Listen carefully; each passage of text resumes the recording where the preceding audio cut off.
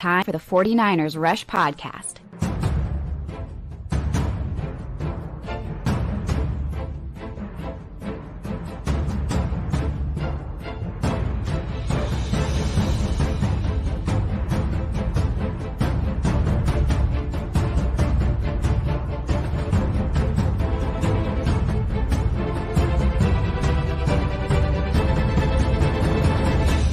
And here's your host, John Chapman. What is going on, faithful? It is absolutely incredible to be with you guys. It's Tuesday, and this is part 2 of our Return to Normalcy series, which I thought was just going to be one episode, but we went way too long on it, and I didn't get through half of my notes and video clips and just kind of points that I wanted to hit on. So again, today's theme, if you missed the previous episode, that's okay. It's not dependent upon this when you go listen to it afterwards, just hitting on a couple different topics. The whole idea behind this offseason seems to have been stabilizing different points where there's been a lot of just rough water in the 49ers past. And so this idea of returning to somewhat of a normal offseason, no quarterback controversy, no quarterback really issues. You've got, depending on where you want to put Nick Bosa, by far the highest paid defensive player, one of the highest paid non-quarterbacks in the NFL, very quote-unquote normal offseason compared to what he's been through. We're going to talk about that as well. And so it's just where the 49ers are, where they have been, always looking back. You're where you are, where your feet are. That's where we are present. And we're looking forward, but you got to look back as well. And just trying to compare these different things that the Niners have been through while looking ahead to the 2024 season, I think tells a story. I really, really does. And it kind of points you in the correct direction. And I like the direction the 49ers are going in. Doesn't mean it's perfect, doesn't mean whatever, but by far the favorites in the NFC, by far the favorites in the NFC West. You look at the Super Bowl, yeah, Patrick Mahomes still exists. So that's going to be an issue. But if you're picking rosters and, front office and coaching staff and just overall culture, it's pretty hard not to have the 49ers at the top, if not one of the top teams in the league. So that's what we're going to do. And then we're going to conclude our episode as we do in the offseason. Best number 35 ever to wear the number 35 for the 49ers, which is, this was a fun one. Probably the most entries that I've seen so far. We've only done 34 through 2 years now. But I'm looking at this. I didn't total the number, but it's like 25, maybe 30 players plus have worn number 35 for the 49ers, past. It's not retired. And it's one of the most highest turnover numbers. I don't want to jump too far ahead, but like Eric Harris is wearing it now. Tim Harris, Tony Jefferson. We're just Trace Swelling. Some of the names that have wore number 35 just in the past like 2 to 3 years. It's turned into a high turnover number for the 49ers. So that's going to be the second half of the episode where we're going to get into the nostalgia and all that stuff. Right off the top of the bat, my man, Phil, what is going on? Appreciate the super chat. He says, #CC. John, haven't caught you live in a while. Well, man, I'm so glad you're here now, my friend. And shout out to all the #CCs. What's up, Mike, Mosquito Killer? We got Rook. Aaron, Celestial, this is awesome. Really appreciate you guys. What's up, Jamil? Don's in the house. Appreciate you, Don and Vader.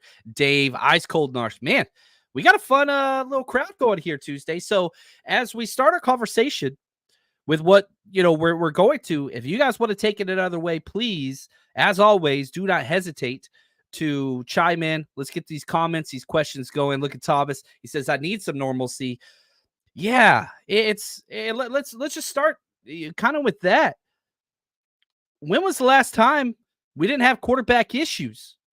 Now it's going to be a very short-lived oasis of, what it is.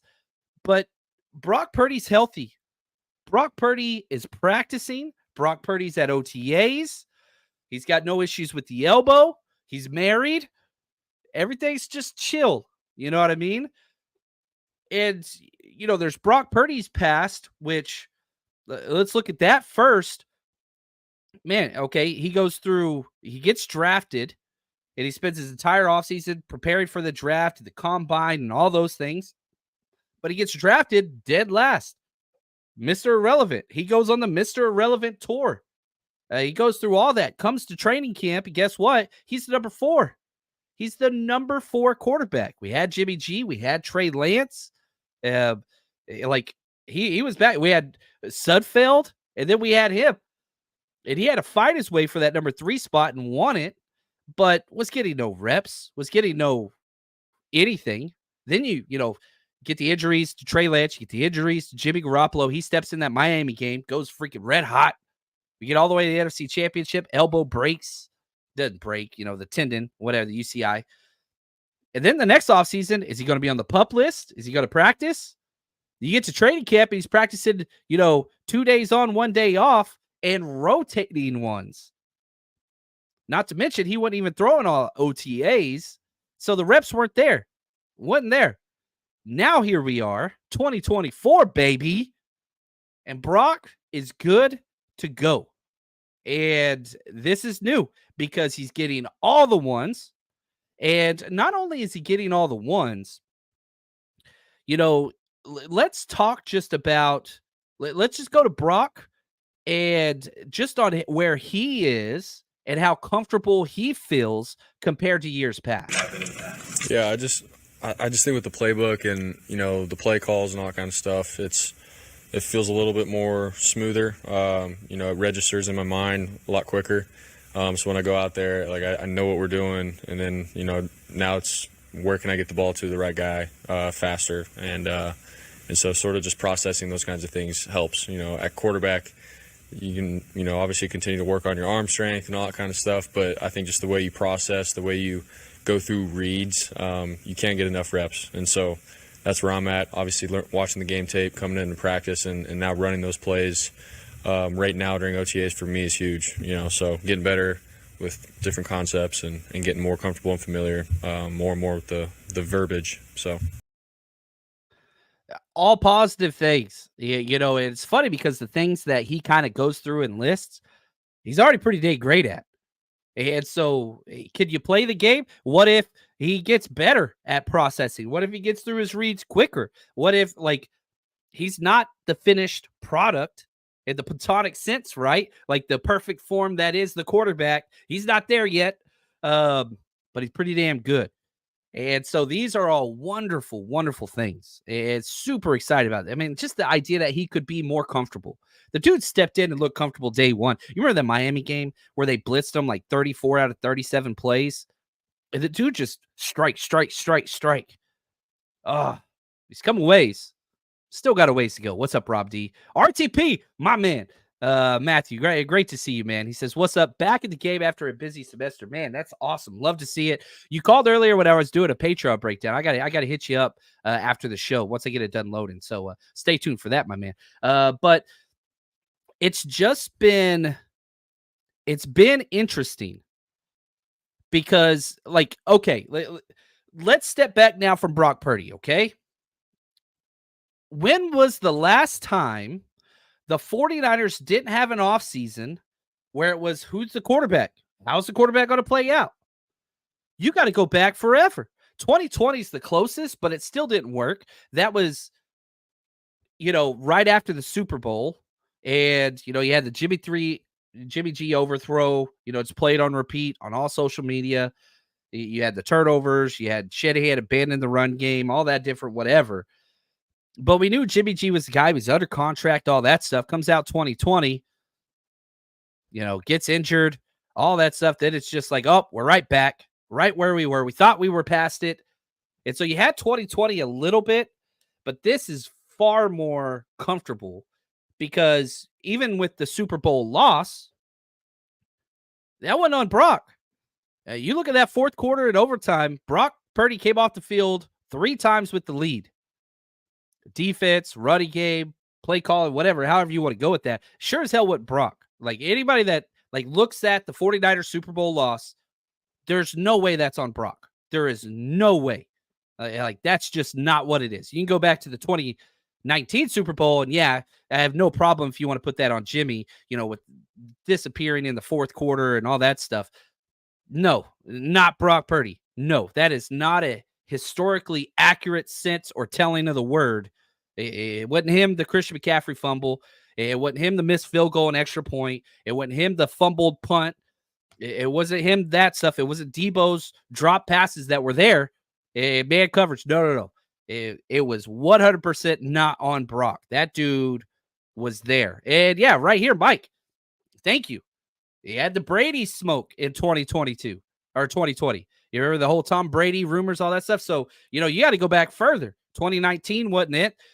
2019, it was like, oh, do we pay to keep? All that kind of stuff that was going on with Jimmy G after the trade. So it's been a long time. This is the most secure quarterback foundation the 49ers have had well over a decade. I think you got to go back to Colin Kaepernick days. And I know as soon as you say Colin Kaepernick, people get triggered and whatever else.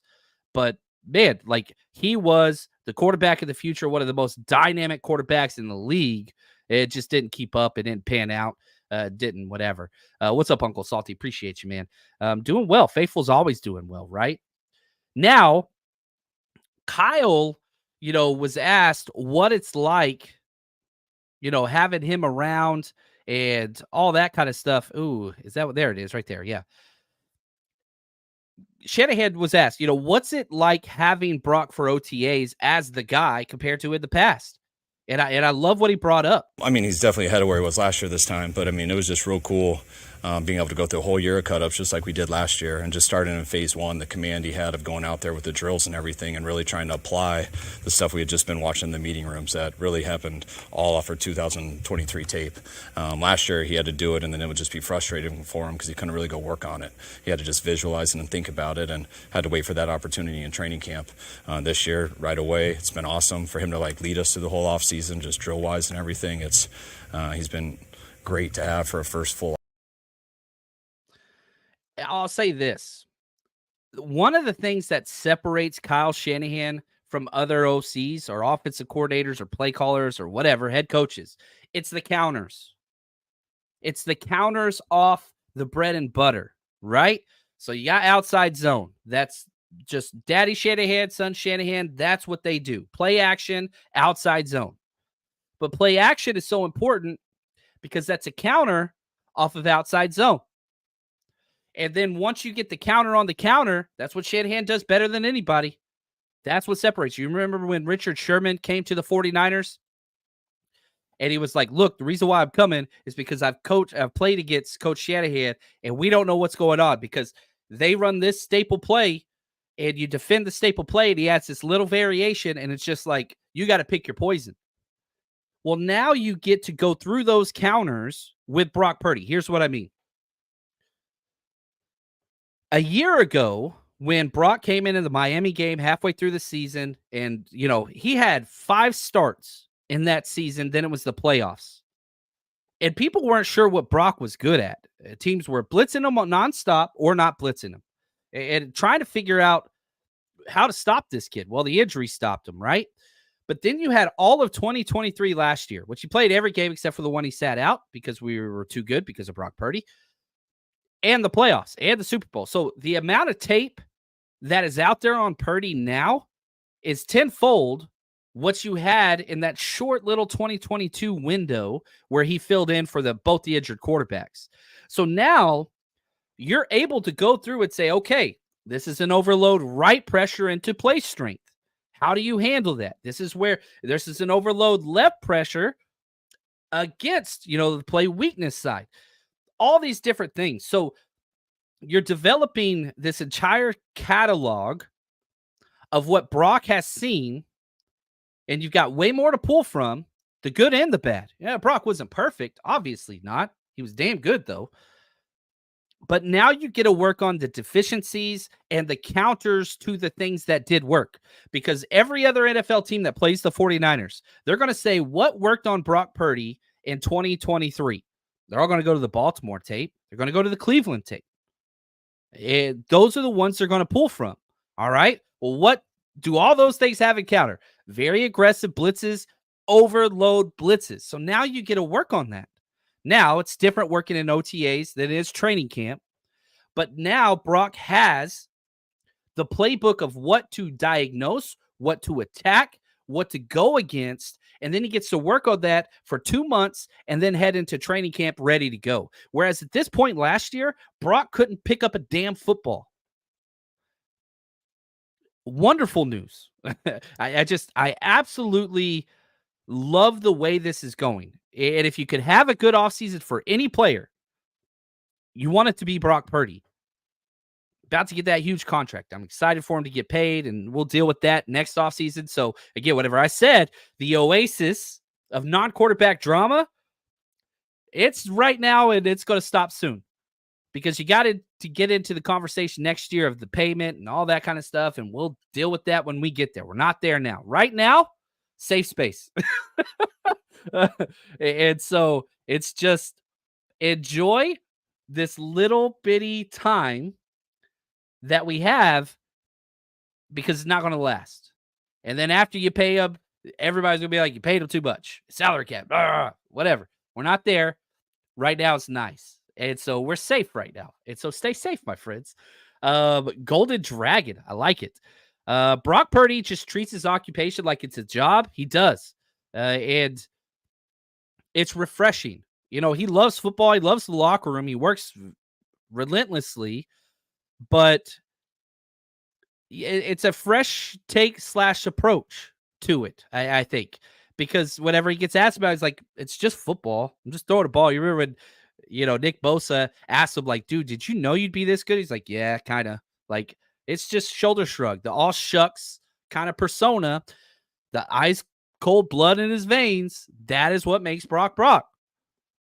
And yes, sticking with your comment, never complains. It's an occupation, a business. He's just a professional.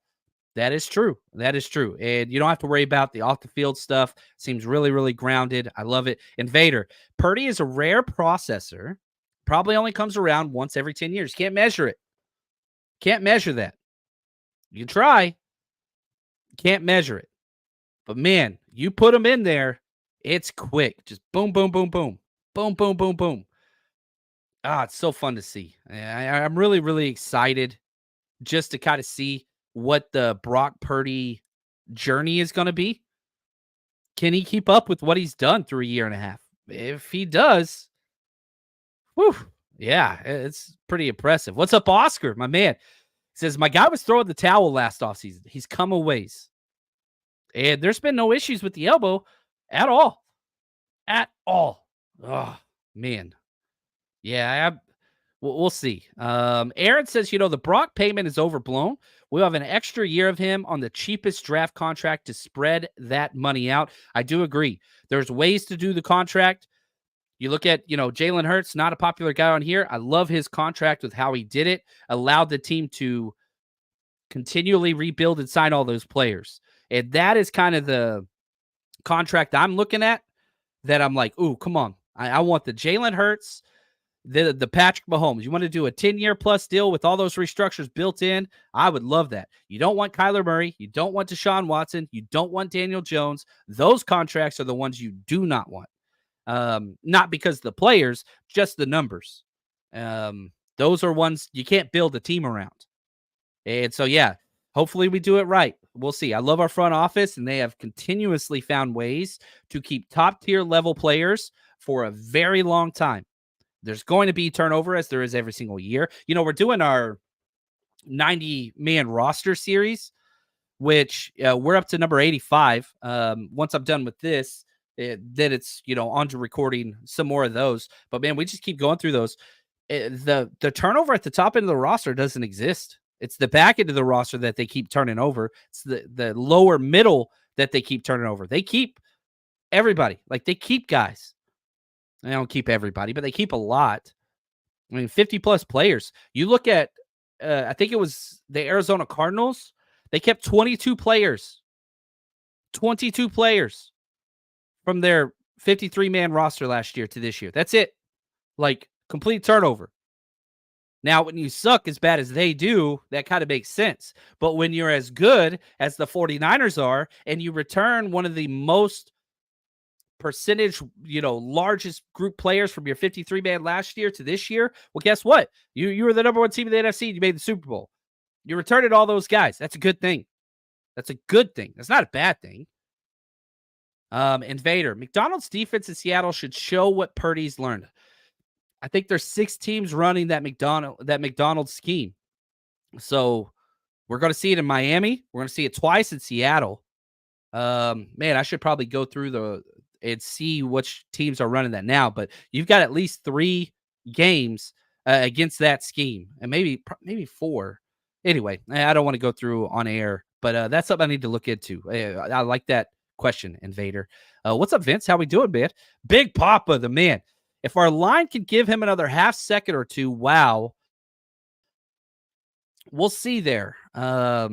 Is the line going to be better than it was? Cohesiveness, I like that. Feliciano playing is huge. If we go to the Super Bowl and all the plays everybody thinks whenever you think offensive line, it's when Feliciano was out. Feliciano's healthy. We're going to be all right there. Dominique Puny, hopefully can provide better depth than Spencer Burford has in filling in. Spencer Burford was great as a rookie. Hasn't really lived up to that since then. But there's a lot of depth. There's a lot of depth there. But yeah, I'm with you, Big Papa. And I wish we would have put more into the offensive line, but it's where we are. This is, it's what it is. And the way, if you listen to our draft coverage, my thinking, this is where Shanahan and Chapman disagree. And you always err on the side of Shanahan, but I have my opinions. That's okay. I wanted to invest in offensive line to protect Brock Purdy, to allow him to get to his receivers. Shanahan said, no. Avon Barksdale's that one. Somebody got that reference. I was shaking my finger, right? That's the end of anyway. Somebody got that. But what Shanahan said is, no. It's not offensive line. It's premium wide receivers that create separation. We can work with the offensive line. What's going to help Purdy the most is wide receivers that can get separation quick. That's going to help Purdy. I thought it was protection. Shanahan says, no, it's separation. That's the difference between what I foresaw and what Shanahan foresaw. We'll see if the line can hold out. You have depth there. You got a lot of bodies in that offensive line room that are going to make NFL rosters. You don't have the ceiling play. And Shanahan says, again, I can make up for the offensive line with the run game and the play action and the misdirection. I can make up for that. I can turn an average offensive lineman into a slightly above guy. I can't do that with wide receivers. Look at Debo in the Super Bowl. I understand he was hurt. That cost us. They killed us. So what's up, Paul? Oh, my man. What's up, buddy? Appreciate you guys. Salty, what happens if Brock improves? Becomes an MVP, and brings us our 6th Lombardi this year. You pay him the farm. You're talking $60 million a year. That's where it's going. Whenever we started this conversation in the offseason, it's like, man, do you pay Brock 40? That's not an option anymore. You're paying Brock 50. That's and it's only going to go up. It's only going to go up. As the salary cap goes up, as TV deals go up, it's only going to go up. And so whenever he gets his deal, it's going to be a top of the market level deal. It just is. That's just the way the NFL is. And it's what it is. Right here, Invader. I feel like best case scenario is Feliciano as the first off the bench due to his body holding up. They tried that last year, but once he got in, everything changed. In my opinion, it's Trent Williams by a mile. Number 2 in a tier by himself is John Feliciano. Like, he is the second best offensive lineman we have. Then after that, it's Banks, if he's healthy. And the bottom 2 tier guys are McKivitz and then the center, Jake Brindle.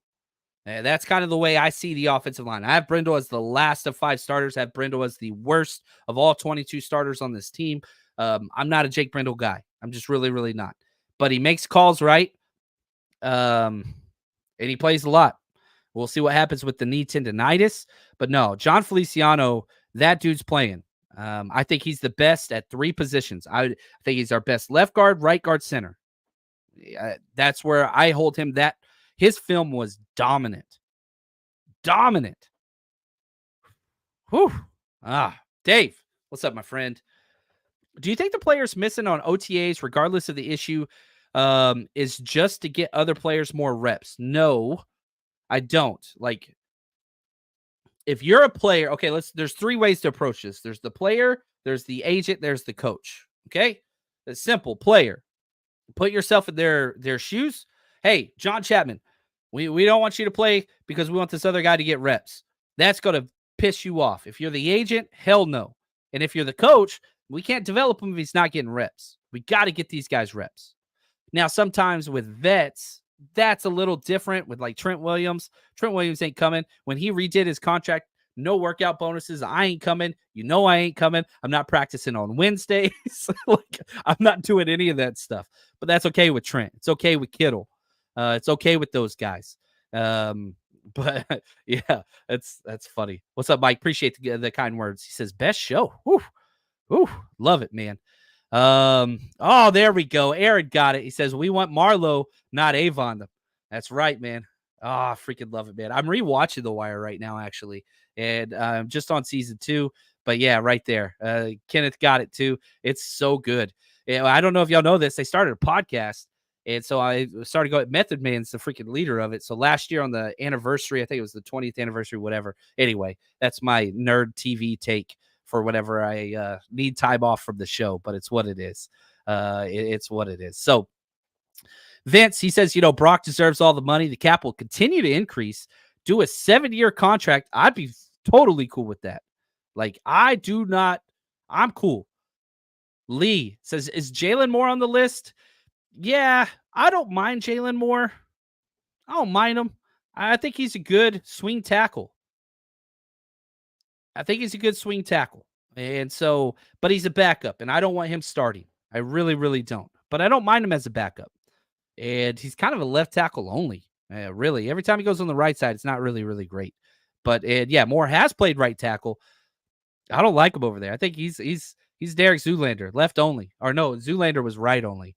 That's okay. That's okay. Now, let's shift a little bit and let's talk about my other area of returning to normalcy, and that is the great Nick Bosa. But before I do, if you're going to any Niners games this year, you know what you got to do. All right, 49ersRushRoadTrip.com is live. Tickets are available for all of our road trips this year. Just go to 49ersRushRoadTrip.com, click here for tickets. Brings you to our landing page here, and you can see all the events that we're doing. And so once you pick an event, you just click on 49ers Bucks, scroll down. You can see our pre-party. You can see our tailgate. You pick what you want to do there. And right now, the prices are as low as they're ever going to be. They only go up. So we got early bird pricing until we sell a certain number of tickets. You can check out there. You get a QR code ticketing site, which we built ourselves, which I'm so excited about. Is incredible. Now, if you want more, you can click on our True Fan travel link. And so let's say you want to go to Tampa. And you can kind of see, you can put your deposit down now. Flights, transportation, hotel, parties, all that stuff, game ticket, you name it, it's there. It's a $300 deposit per city. And you've got several weeks for a refund policy if you want to as we build out these packages. And once we built that out, then we'll give you that opportunity to, hey, do you want in? Do you not want in? And then we'll move on from there. So lots of options are available for you guys. 49ersRushRoadTrip.com. Go party with the faithful. All right. Now, I got to add this. This is awesome. We're adding a preseason game. That's what's up. It's going to be a little bit different and probably might not even be a ticketed event. Might just be, $10 at the door or something. We're still working with the venue. But Nashville, the 49ers play the Tennessee Titans out in Nashville. And so me and the wife have been looking for a reason to get out there. So we're going to be out there, Niners fans. So if you want to go to the preseason game in Nashville, we're going to be setting up just a pep rally right before the game. It's a night game on a Saturday night. And so we're going to be partying right downtown, man. PBR live, which is going to be awesome. They got the mechanical bull and all that stuff going on. True Nashville. So we're going to have a Niners rally right before the game. and then we're going to walk across the river. It's walking distance to the stadium together. So that's going to be added once the details are all fleshed out and all that stuff and worked out. I'll let you guys know. But yeah, just adding in a little bit of preseason stuff. There'll be no night before anything. There's Nashville. Go have a good time. But the wife's coming out with this one, so it's going to be a lot of fun. So we're just adding extra different stuff, bringing people together. I wanted to go to that Nashville game so bad, like 3 years ago, but then they made it like Christmas Eve or whatever, and so I couldn't do it. But anyway, come on out, 49ersrushroadtrip.com. I'm excited about this season. It's going to be a lot of fun. Now, let's talk about the legend that is Nick Bosa. It's pretty incredible just kind of what he's been able to accomplish. He's already up there with the all-time greats as far as like the 49ers go with just kind of everything. Like if you look at the all-time sack numbers, which I'm pulling up now, which I was supposed to have this up there, and so I apologize. I closed the wrong window sometimes. But like if you look at the all-time sack numbers, Nick Bosa is 7th with 53.5. And again, you know, Pro Football Reference, they've kind of backdated the true sack numbers and whatever else because they didn't count it. Like Cedric Hardman has 108 sacks, but they're not officially an NFL stat until after his career. So Bryant Young is right there. And so Bryant Young is 89.5. Nick Bosa has 53.5. Like listen to the names above Nick Bosa on the sack list. Charlie Kruger has half a sack more. Dwayne Board, 61. So if Bosa gets 7 sacks, he passes him. If he gets 15 sacks, he passes Charles Haley. Like he's close. And Nick Bosa is, 2 to 3 years away from being the all-time sack leader ever for the 49ers. It's incredible what he's done. Now, did he have his best year last year? No. Well, what's the title of this show? The Return to Normalcy, Part 2. Sorry. Part 2. Because, again, we're getting back to normal things. What was Bosa, the holdout, the contract, all that stuff? Well, let's listen from, Small Bear himself. This is Nick Bosa, not Steph 49K. Just talking about what this offseason's been like. I think it's just good to get around the new guys. We have a lot of new faces this year, so just kind of helping the new guys out. And I don't think there's really been much of a normal offseason for me in terms of just, we had COVID, we had my injury, and the contract situation. So it's kind of a new year. I want to be around. It's good to be around. So. It's so like it's just the fact that he is there is incredible. And I didn't cut this clip, but he talked about how the workouts at OTAs are easy and they're like rest for Nick Bosa compared to what he does at home. And so it's just this idea of, man, things are chill, no injuries, no draft, no contract, everything's chill. And so he's there early. Shanahan asked him, and I love that. Shanahan called him and said, I want you here. I want you to come out. And Nick Bosa, he came. That is awesome. That changes the attitude on the team because you got this huge D-line turnover. It is not the same defensive line at all that we have had. At all. So this huge change with all these new starters and whatever else, that's going to be huge. Yeah, 50% new starters just out of your front four, just out with Malik Collins and Leonard Floyd, and I think it's a positive one. It's a positive one. I think Leonard Floyd is much better than Cleveland Farrell. I don't think Malik Collins is as good as Eric Armstead, but I would take the upside of Floyd over Farrell versus what is lost in stepping down from Armstead to Malik Collins. And you add in the Jordan Elliott, that helps a little bit. You add in the Yetur Gross-Matos, that helps a little bit. Maybe you get something from Drake Jackson. I'm not counting on much, but Robert Bale Jr., that second year step up, that's going to be huge. That's going to be huge. I'm excited about that one. Uncle Salty says, can't wait for the annual 49ers Rush Party in Seattle. Oh, always good time, man. Anytime I get to see Uncle Salty, I'm a happy, happy man.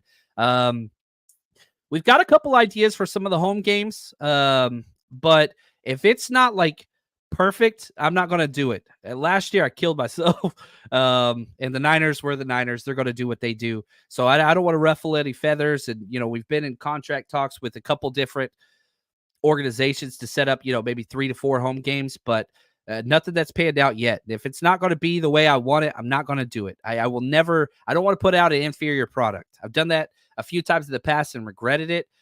If it ain't right, I ain't doing it. Justin says, you're coming to Tampa? Oh, 100%. I think he's asking Pablo. I will be there. We're working on that one. Big time. And so, yeah, that's going to be fun. Now, right here, Lee, I appreciate this. Bosa and Floyd should help. Maybe Hargrave will step up his pass rush game. Yeah, if I could have one player elevate their play defensively, it's Hargrave. Like, gosh, man. We've seen how great he can be. Not with the Niners, but we've seen it. And he's long in the tooth. And you're hoping he's not on that downward trajectory. Played a lot of snaps last year. But yeah, we need more production from him. No doubt about it. Floyd, I'm not concerned about Floyd. I'm really, really not. His tape last year was solid at Buffalo. If you want to go catch the tape, go catch the tape. The 49ersrush.com. It's up on there. Just loaded another Renardo Green video. So we've got 3 Pearsall tapes. We got 2 Renardo Green. We've got 1 on every other rookie. I'm going to get another Dominic Puny all-22 breakdown. And then after that, I'm going to jump to the undrafted free agents, or some of them, whatever I can get my hands on. I've been trying to get a bunch of tape together. But yeah, as soon as you sign up, 40hoursrush.com, Frank Gore tier, you get access to every breakdown that we have, which is ridiculous.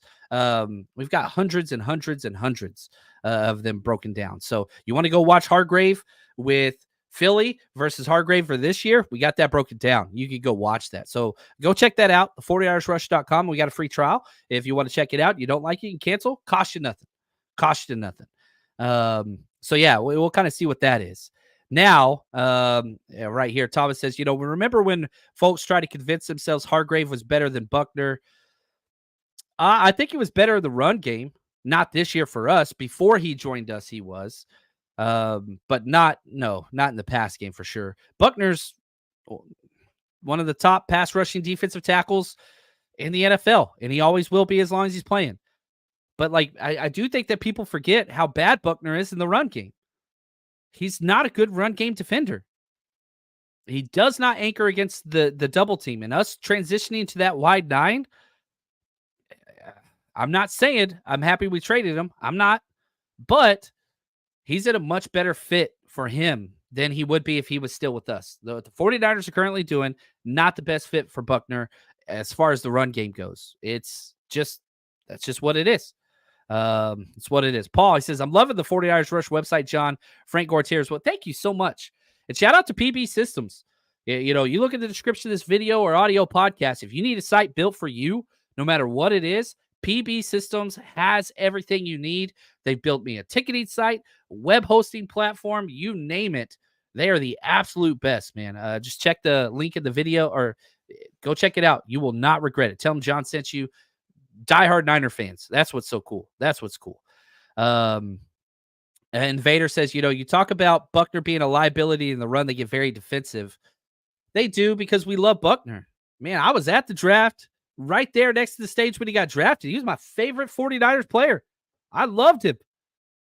Doesn't mean we should have traded him, but it's always more nuanced than this player's better than that player. Would I rather have Buckner over Hargrave? Yeah. Yes. Yeah. I would. 100%. But you don't get that. You don't get it. Now, real quick, I want to conclude our Bosa conversation with, he goes into a little bit more detail just on what last offseason was like. Remember, 10.5 sacks, wasn't his best year versus this offseason. Yeah, I feel really good. I think it's been one of my better off seasons of just kind of, it was a long year, so I took it nice and slow to get back into it. I'm not as young as I once was, so I'm taking a little slower, but everything's great. I'm feeling as good as I've felt. I'm excited to actually get some practice in.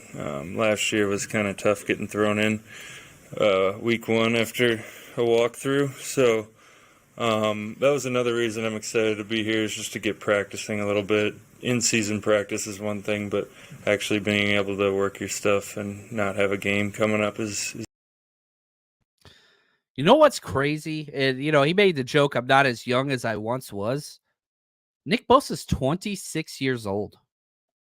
Nick Bosa is 1 year older than 3 49ers rookies. The NFL was different pre-COVID to what it is now. It's not the same because the draft has changed dramatically. They offered that, the transition or the transfer window portal, all that stuff, plus the COVID year. You look at guys like Nick Bosa or Trey Lance, and there's a positive and a negative, where you get these guys so young and so raw that, like, hey, you can hit a home run and you can whiff. And we did both. But Nick Bosa being 26, and he's going into what, his 6th year already in the NFL? Meanwhile, we have 25-year-old rookies that we just drafted. You're going to have this guy for a long time. He will be the next decade Niner. And he's signed through his 10th year. Barely, but, he was 22 his rookie year. 22 years old. So if he plays 10 years, that'd be his 31-year-old season. Very, very manageable. Very, very manageable. The odds are not the best, but, Vader says safe bet.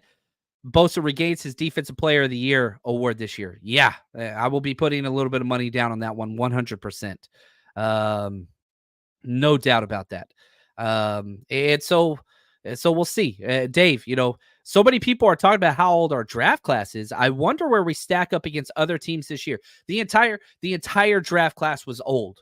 Almost all of it. There were a few young 22-year-olds, 23-year-olds, but this draft was a weird class. It was so weird because of COVID, because of the transfer. And the 49ers made a conscious choice. Look, we want experienced players that are well-polished and have experience. All of them 4th and 5th year guys. So we have by far probably the oldest draft class. Probably the oldest. Again, that's off the top of my head. But we didn't draft any young pups at all this year. Didn't touch them. And so, yeah, our draft class is old. But you're looking at your window now. It makes sense. Are you signing a lot of these guys to second-year contracts? We're not. We're letting them play out their rookie deal, and then we're letting them go for the whole comp pick formula. And if you get somebody that is a cornerstone piece, you keep. But how many of those guys are going to be that? That's what's going to be interesting. Oscar says, JC, any thoughts on the new possibility of NCAA paying the players? Seems like even though the COVID exemption is over, the new wrinkle may mean we continue to see, players are going to stay old out of the draft. That's going to be the theme. Because you're getting paid, you're developing, and when NFL teams are showing, like the Niners, hey, go back. We're not going to penalize you. Ricky Pearsall. They had a draftable high grade on Ricky Pearsall last season. Chose to come back, still draft him in the first round. Like, it's not a hindrance anymore. And John Lynch said, we used to remove players from our boards if they transferred the first year. If they transferred, we removed them. We docked them. Not anymore. Every single player that they drafted transferred, I think, except 2. So it's just a constant evolution. And I'm all for players getting paid. It's going to go pretty crazy pretty soon. And you're going to get some, it's difficult when you're talking about 18, 19-year-olds getting all that money. But that's capitalism and free market. And they're the ones that are making the money. They're the ones earning the money. Their bodies are on the line. They're the ones, because everybody could talk about, oh, you're going to be in the NFL. That's not most players. You even look at like the top 10 recruits or whatever else every year. Man, 50% of them make it. So if they can get generational wealth, that's a positive in my book, personally. yeah, there's going to be repercussions and negatives, as there are with every single I'm an economics guy. The opportunity cost of everything, there's a downside. And so, yeah, there's going to be some issues, but I know the get off my lawn crowd is going to hate it. But hey, man, instead of just the old, presidents and board of trustees getting rich, why not generational wealth spread out to young players who are putting their bodies on the line? I don't have a problem with it personally. Lee, COVID, NIL, transfer window. Do the Niners have time to redshirt most of these guys? I don't think so. But with the current state of the roster, they can. I hope, again, there's lots of questions that are yes and no's, and I don't think good questions are answered yes or no's. And Lee, this is a great question. It's a nuanced answer because the Niners drafted guys that should be able to step up and play right now, but they've been able to maintain their roster to where they don't have to. And so you want yes, buts. Yes, they can play now, but we don't need them.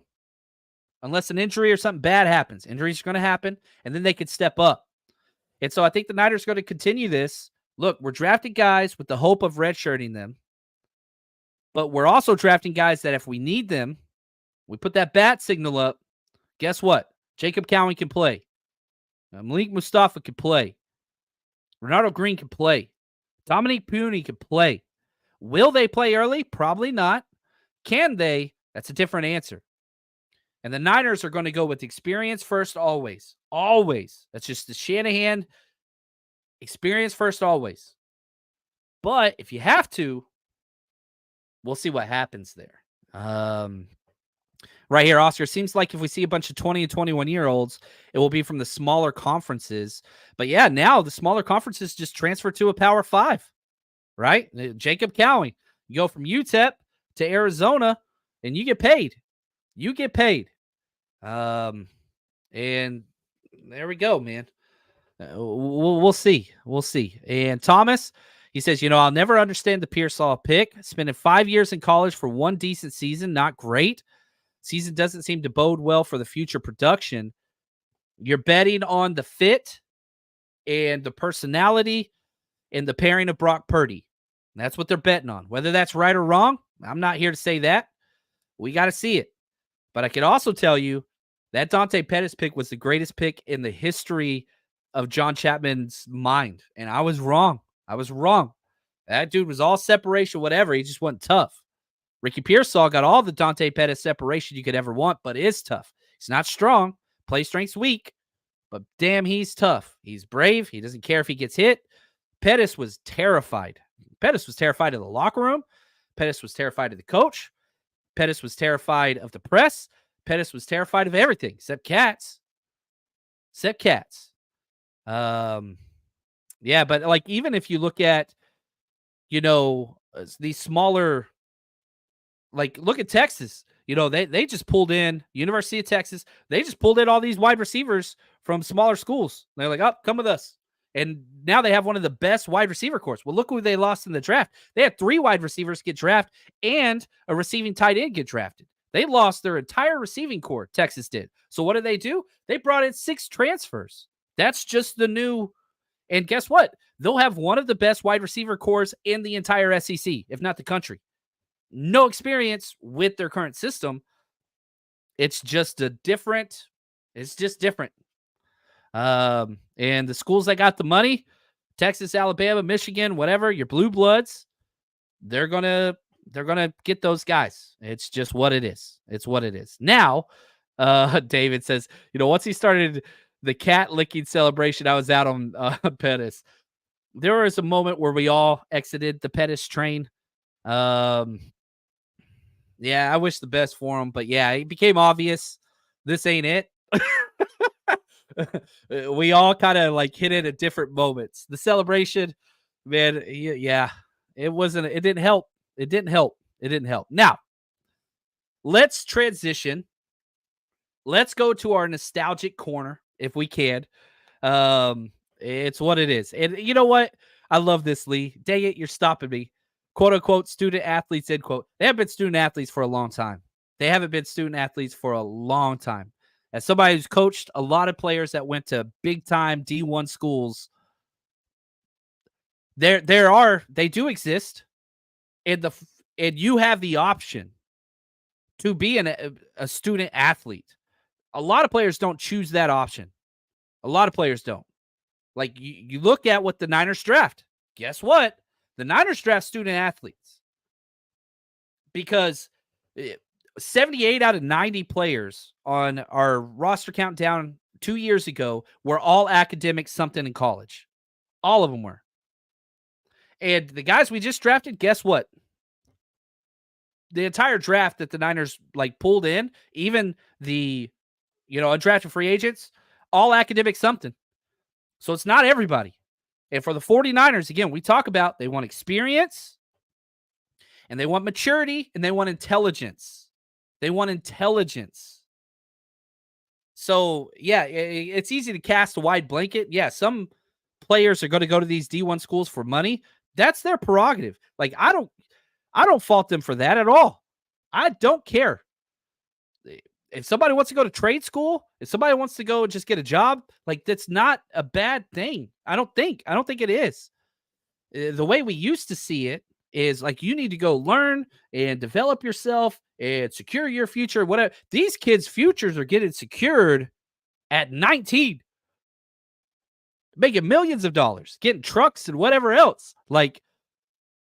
It's crazy what these NIL packages are. And I'm not hating on it. I'm not. I hope they all make good choices. They won't. We won't. Even you, if we all got millions of dollars right now, would we all make great choices? I'll say this. If I get millions of dollars like that, I won't tell y'all, but there will be signs. There will be signs. Those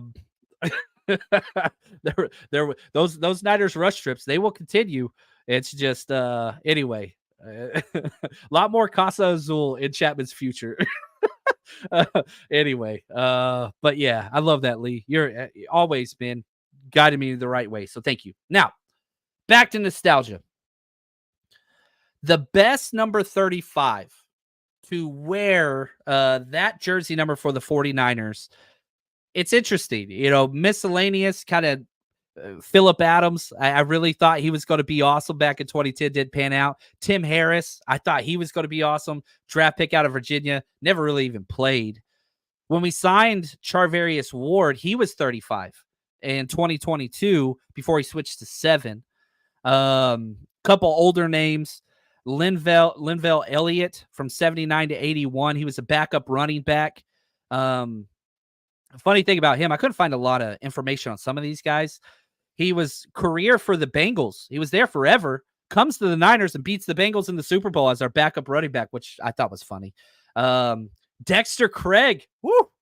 And somebody had an early comment. Yeah, right here. Thomas. Dexter Carter was my favorite. I think it's Dexter Craig, right? It's Dexter Carter. My bad. Sorry, you were correct. Dexter Carter.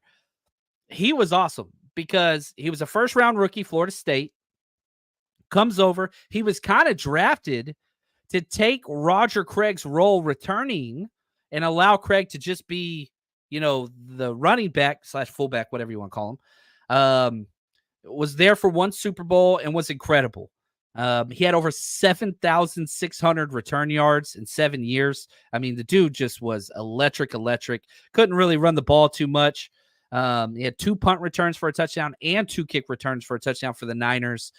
But my thing is, I liked Dexter Carter because he was so electric. I couldn't stand the fumbles.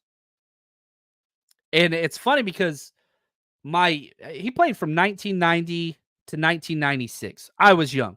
I became a fan in 89. All right. That was right before I was going into my 10th birthday. And I was just like, this, the whole story, stepdad, whatever else. And so I like Dexter Carter because he was electric, but he just fumbled the ball so damn much. And I remember being young and mad at Dexter Carter. He had 33 career fumbles. That's insane for a returner who's kind of a third down type back, whatever. But yeah, it's that one's crazy to me. But yeah, he was Oh, he was so fun, man. He was so freaking fun. Yeah, Eric Davis was 25. We did him last year, and he's come out to a handful of the shows. I've had him on a show once or twice. We did a show together a couple times. But yeah, Eric Davis is incredible. Sticking with the list, Larry Schreiber from 71 to 75. He was a running back who kind of started a little bit, but not too much. There wasn't much information on him, but he had 1,700 yards for the 49ers over his career, 10 touchdowns over 5 years, decent. But then we had Eric Reed, who I really, really liked. We traded up. This was, we drafted Eric Reed right after the 2012 season. So in the 2013 draft, we traded up from 31. We lost the Super Bowl. We traded up with the Cowboys to, I think it was pick 18. Yeah. And so we traded up with him. They got Travis Frederick and Terrence Williams. We got Eric Reed. I think they probably got the better deal. But Eric Reed was awesome. He comes out, had a Pro Bowl rookie year, was great. And that was one of my favorite 49ers seasons ever, that 2013 year. Cap was on fire. Bowman was nuts. I mean, we were lights out. And our defense was mean. Eric Reed was a huge part of that. That dude was the enforcer free safety as a true rookie and was on Pro Bowl rookie year, man. And then we get to the NFC Championship, the Bowman injury at Seattle, whatever. And that was just the beginning of the end. And from that point on, just the Harbaugh era kind of just nosedived. And there's lots of reasons for that. Yeah.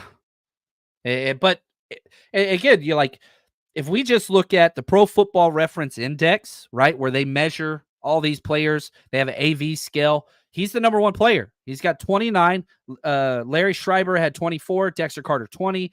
Linval Elliott 9. Charvarius Ward 6. Because again, Ward just gets credit for the time he wore 35, not this recent year.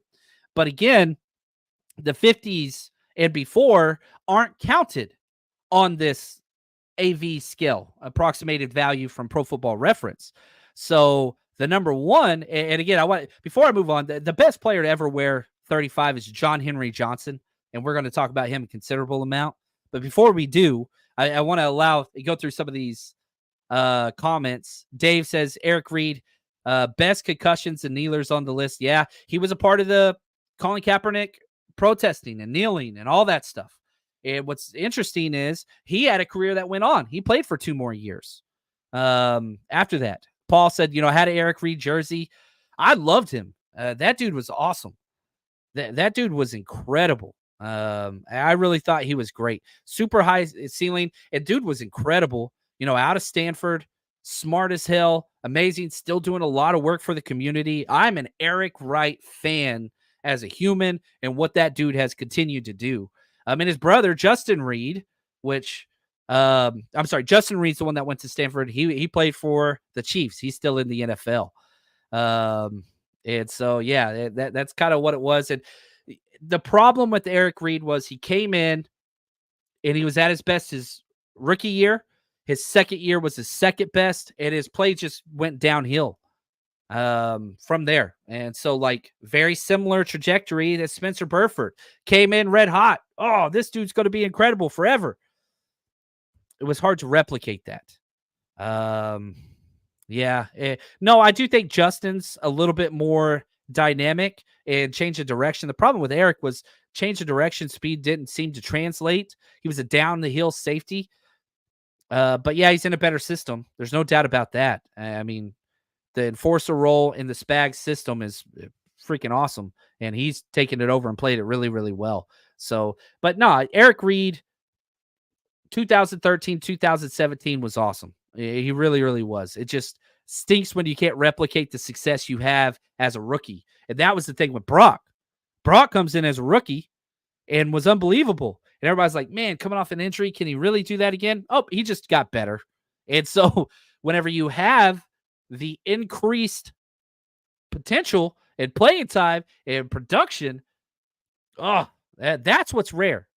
And that's why Brock is freaking awesome. And if we can get year 3, the validation, this is who he is, which I think we will.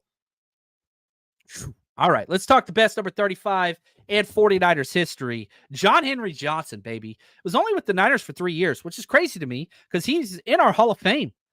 1954, came here as a rookie through the 56 season. He is known as, quote, the perfect fullback, end quote. Known as one of the best blockers and toughest, meanest players, not dirty. Bobby Lane in an interview, eventually the Niners traded him to Detroit, the Lions. He played with Bobby Lane, who was MVP with them, whatever.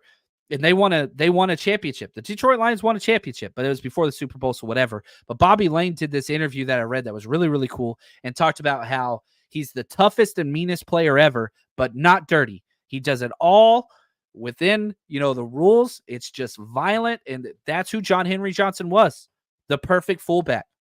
He's an NFL Hall of Famer, and probably one of the coolest things, this is what's crazy to me. He's in the 49ers Hall of Fame.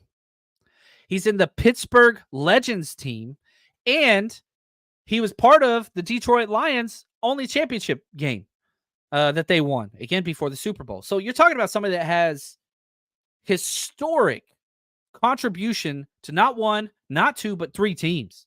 Now, for our conversation, all I care about is what he did for the Niners. That's it. Was part of the $1 million backfield with Joe Perry, Hugh McElhenny, Y.A. Tittle, and then Joe Henry Johnson. And he came in as a rookie and was freaking lights out. He was runner-up for Rookie of the Year and was a Pro Bowl as a rookie, just like Eric Reed was. He lost out to Rookie of the Year to Harlan Hill for the Bears. But what's crazy, in 1954, his rookie year, he was second in the NFL with rush yards with only 681. Do you know who first in the NFL in rush yards was? His teammate. Yeah, the guy, Joe Perry, who we just talked about. And so how funny is it? Like, I don't know if we'll ever see that again. It may have happened since then, but one team having the first and second leading rusher in the NFL. Joe Perry 1, John Henry Johnson 2. That's incredible to me. That's just whatever. Now, he played at Pittsburgh High School, local kid, just outside of Antioch, and went to St. Mary's before transferring to Arizona State. So back to the transfer theme right there. And just did a whole bunch of stuff. And before he came to the Niners, he actually went and played in Canada. So again, and led his team in Canada. He was the MVP for the Calgary Stampeders. So really, you've got 3 NFL teams he's a legend at and a Canadian team. The dude was just a beast. And probably one of the coolest things, he played 6 years with Pittsburgh. That's after Calgary, after the Niners, after Detroit. Then he gets traded to Pittsburgh. They thought his career was going to be over. And he played 6 years with Pittsburgh. He was also the second oldest player to ever rush for 1,000 yards. The dude was 35 years old for the Pittsburgh Steelers and rushed for 1,000 yards. Incredible. Again, he doesn't get credit for that for us, but John Riggins is the oldest player to ever rush for over 1,000 yards. But just an absolute stud. And he's part of our Hall of Fame. So I'm putting John Henry Johnson, part of the millionaire backfield. Nostalgia always wins out. I love it, man. It's just really cool. It's getting to know these guys. I knew who John Henry Johnson was. I knew he was part of the $1 million backfield. I didn't know he only played for us for 3 years. I really, really didn't. And so it's pretty cool to just kind of learn these guys' story a little bit. And I know there's a lot more to him than what I got into here, but this was fun. And I hope that you guys enjoyed this. The return to normalcy. That was fun stuff, man. And with the nostalgia there, we're doing well. This is fun. So once you're through here, go check out the 49ersrush.com. Fresh Renardo Green breakdown up. It was a really, really good tape against Miami. Had some issues, but good tape. Really, really good tape. I feel like we're learning more about these players. So hopefully you guys enjoyed this. That's going to do it for us here. But now I'm going to go work on the countdown, number 85 player on the 2024 49ers roster countdown. You guys are the best. Till next time, stay strong, faithful.